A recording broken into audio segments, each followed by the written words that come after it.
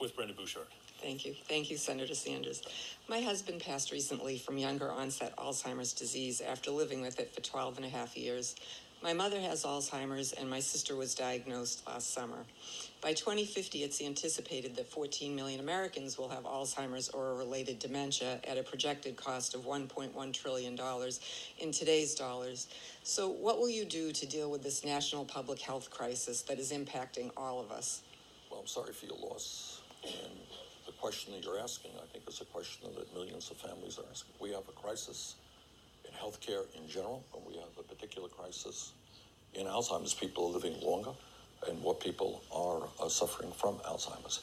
So I think for a start, what we have to do is understand that covering all illness is something that has to be done by the United States government. That's why I believe in a Medicare for all system. And that would cover, obviously, Alzheimer's. The second thing we have to do, and I know the Alzheimer's organizations are hard at work on this, and that is we need a lot more research into the causation of Alzheimer's. I think some success, some research has proven to be fruitful, but we need a lot more. So number one, we cover all people. We cover nursing home care.